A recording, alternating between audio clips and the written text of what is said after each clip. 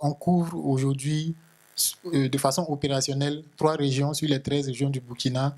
Et je dis de façon opérationnelle parce que c'est des régions où on a des équipes opérationnelles. Mais en termes d'activité, on a déjà eu à couvrir au moins une fois toutes les 13 régions du Burkina. Est-ce que c'est une contrainte pour vous que la phase d'éducation en fait, des familles à tous ces nouveaux produits ou pas? Oui, c'est une contrainte dans la mesure où on doit mobiliser des ressources pour pouvoir mener ces activités de promotion et de sensibilisation parce que on fait beaucoup de sensibilisation sur la précarité énergétique parce que la mission d'abord c'est de promouvoir, ensuite diffuser des solutions énergétiques plus propres et efficaces. Donc on fait beaucoup de promotion parce que la plupart des ménages en milieu rural continuent de préparer, comme on l'a vu, avec le foyer à 3 pieds et ils n'ont pas forcément conscience des conséquences que ça a sur leur santé déjà et à travers l'inhalation de la fumée. Et je pense qu'il y a une étude de l'OMS qui est sortie récemment qui faisait cas de près de 400 000 décès dans le monde chaque année du fait de la pollution de l'air intérieur.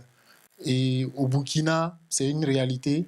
Et on est autour de 16 500 personnes chaque année qui meurent de la pollution de l'air intérieur. Et c'est majoritairement les femmes, parce que c'est elles qui font la cuisine et c'est principalement dû aux activités qui sont liées à la cuisine. Il y a un impact sur la santé, il y a aussi un impact économique, il y a un impact sur la déforestation, il y a aussi moins de corvées de bois. C'est un peu tout ça, les impacts multiples de votre action? Oui, on a un impact sur la santé que je viens d'expliquer. On a également un impact environnemental parce que on est dans un pays sahélien, donc on n'a pas un couvert végétal impressionnant, donc il n'y a pas beaucoup de bois. Et parfois, on dit qu'on est en train de couper nos derniers bois parce que effectivement, nos derniers arbres, parce que effectivement, la déforestation est très importante au Burkina. On est autour de 105 000 hectares de forêt chaque année qui disparaissent.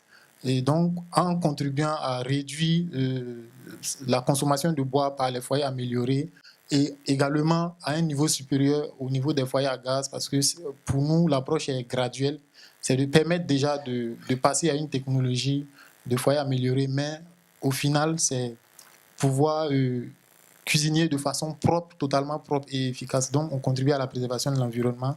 Et l'aspect économique, les foyers améliorés sont produits localement par des artisans locaux qui sont soutenus par Nafanana à travers un système d'avance qu'on leur propose pour financer leurs fonds de roulement.